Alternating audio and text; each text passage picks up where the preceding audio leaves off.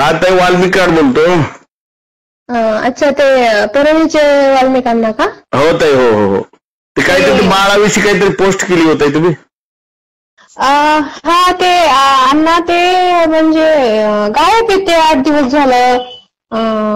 मी आमचे मागं बोलणं झालं होतं 8 दिवसापूर्वी.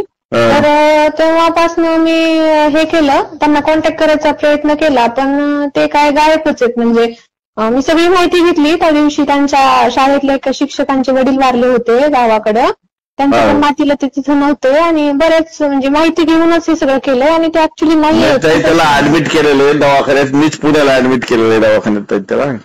नाही अण्णा, ते ऍडमिट वगैरे नाही येते.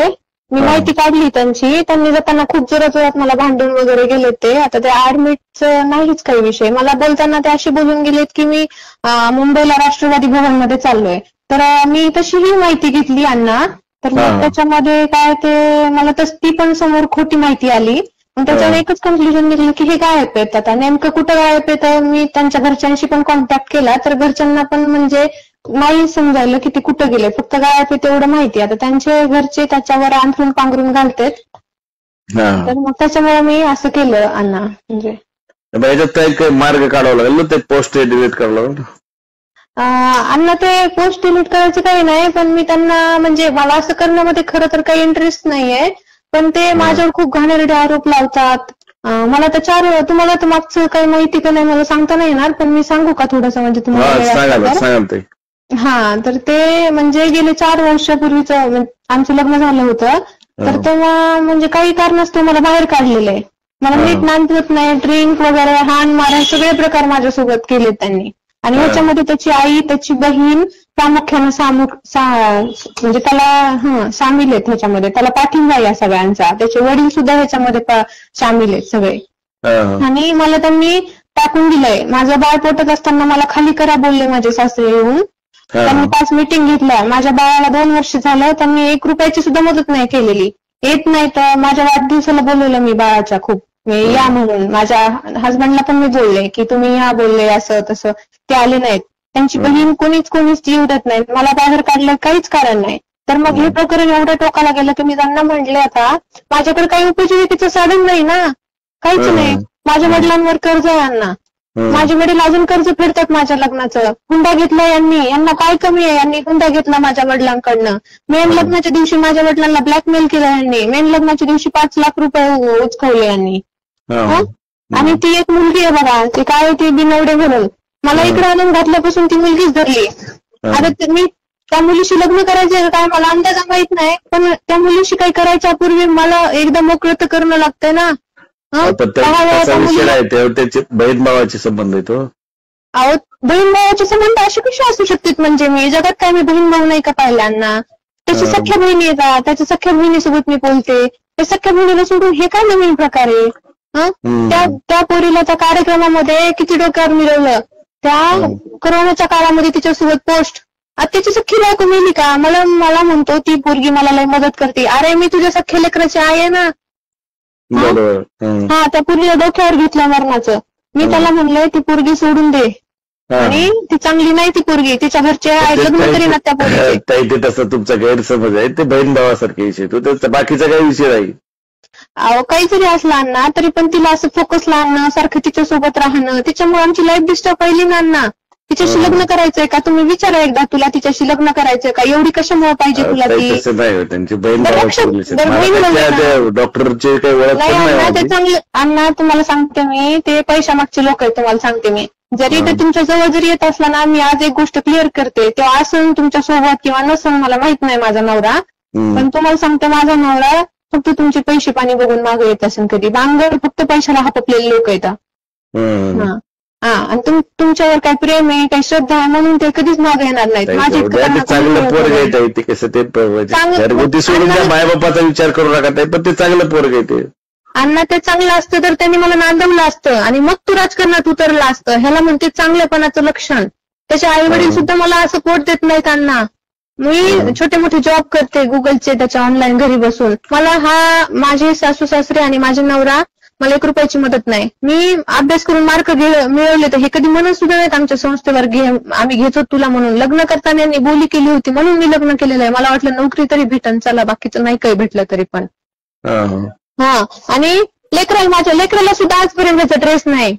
माझ्या लेकराला बघायला नाही आला हे कुत्रा, आणि ह्याने काहीच मदत नाही केली. मी गेल्या महिन्यात त्याचं जावळ काढायचं राहिले, जावळ सुद्धा काढायचं म्हणली मी, जावळ सुद्धा काढीना. बर्थडे होता माझ्या लेकराचा मागच्या महिन्यात, लेकराच्या बर्थडेला सुद्धा नाही आला हे माझ्या.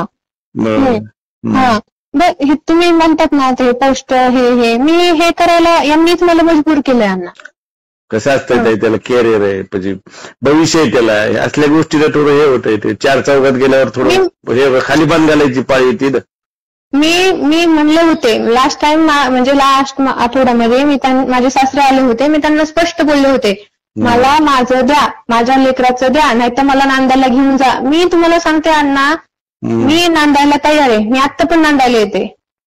पण यांना का नांदायचं नाही माहिती का, यांची काहीतरी प्रॉपर्टीचे लफडे मॅटर येतं, आणि ह्याला पोरींचे नाद आहेत ह्याला. याला बाहेर जातो आता, मला सांगता नाही येणार बाहेर कुठं गेलाय, कुणासोबत गेलाय. पण गैरसमज करू नका ताई, ते पुण्याला दवाखान्यात ऍडमिट. मग तुम्ही काय करा अण्णा, त्याला म्हण लाईव्ह लोकेशन तुझं शेअर कर तुझ्या बायकोला, पोस्ट डिलीट करते मी. मला माझं मिटवायला लागेल ना अण्णा. तुम्ही मध्ये माझ्या साईडने या खोटे लोक आहेत अण्णा, हे माझी सत्याची बाजू. ऐका, तुम्ही मला बहिणीसारखे ते भावासारखे, मी दोघांच्या मध्येच मी बाजूच काही एकाची तुमची बी घेणार नाही त्याची पण घेणार नाही. मला माहिती आहे तुम्ही मला साथ द्या, तुम्ही चुकीच्या माणसाला साथ देऊ शकत नाहीत हे मला पण माहिती आहे अण्णा. पण माझं काही मिटवायला तर लागेल ना, माझं काहीतरी द्यावं लागेल त्याला. म्हणले मी माझ्या सासऱ्यांना पण बोलले त्या दिवशी, त्यांना रिस्पेक्ट दिला मी घरी आले तरी एवढं होऊन सुद्धा. मी माझ्या आईवडिलांनी संस्कार खूप चांगले केलेत माझ्यावर, एवढं झालंय. त्यांच्या बहिणीने माझं उद्ध्वस्त केलं तरी पण मी त्यांना बोलले मला काहीतरी द्या, माझ्या हिशा वाट्याचं द्या, मला माझ्या लेकरासाठी द्या, मला करा. माझ्या सासरीला मी एवढं सुद्धा म्हणले की नाही का पप्पा मला घेऊन चला तुम्ही, मी तुमच्या आडोशाला नांदते ना. पण नाहीच, मेन म्हणजे यांचंच म्हणणं नाहीये, माझ्या नंदेचं. ननंद ह्याच्यामध्ये मेन आहे, ननंद जास्त पाडा पडवती माझ्या सासू सासऱ्यांना. ते तुम्हाला खोटं वाटत असणार ना, पण मी त्या घरात राहिलेली आहे, मला तिथलची परिस्थिती माहितीये. ते हानमार करतात मला, त्यांची वागणूक चांगली नाही, आणि सगळे आरोप माझ्यावर लावतात. मला खूप घाणेरडे आरोप करतो माझा नवरा, मला चरित्रावर बोलतो सारखं, जे की मी नाहीच आहे. मला हे सहन नाही झालं सगळं. हे मला स्वतः चरित्र्यावर बोलून आणि दुसरीकडं हे स्वतः तसं घाण वागतो. मी नाही वागत अण्णा. मी तुम्ही सांगा मी कसं वागायचं, तुम्ही सांगा मी ह्याच्यातून मार्ग कसा काढायचा. मी त्याला बोलतो, त्याला बोलून तुम्हाला फोन करतो. तर मला वाटतं ते पोस्ट डिलीट करावं एकदा. त्याला बोलतो ते काय म्हणतो मी तुम्हाला फोन करतो, नाही तर तुम्हाला लाईनवर घेऊन तुम्ही बोला. मला माझं तर बघायला लागेल ना, माझं काय मी पोस्ट डिलीट करते हे तुमची बाजू झाली अण्णा. म्हणजे आता तुम्ही ती त्यांची बाजू झाली किंवा तुमची झाली, माझं काय. नाही ते त्याला बोलतो ताई मी, वाटलं तर लाईनवर घेतो तुम्हाला. त्याला ते कसं ताई ते खाली बघायचा विषय होतो. हे कसं पोस्ट केलेली काही एक दिवसात राहत नाही ना, ते 10 जणांकडे जाते. तर मी हे अंधारात सांगितलं होतं अण्णा आधी, तुम्ही त्यांना विचारू शकतात. मी बोलले होते की पुढे मी असं करू शकते, त्याच्या आत तुम्ही माझं काहीतरी मिटवा. त्यांनी खूप लहान, त्यांना काय वाटतं माहिती का, माझे वडील एक सामान्य शिक्षक आहेत आणि हे काय करू शकते, आमच्या समोर आम्ही खूप मोठे आहेत. मग मला कसं पण त्यांनी गव्हासोबत किडा रगडीला. त्यांना वाटलं समाजात असे लोक आहेत, पण तसं नसतं ना. शेवटी मला माझं अस्तित्व आहे, माझा मुलगा आहे. ऑफिसला आहे का शिवसाहेबांना कुठला विषय?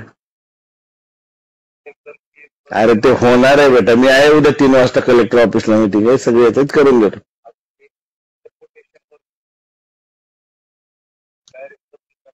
ठीक आहे, मी करून देतो देश.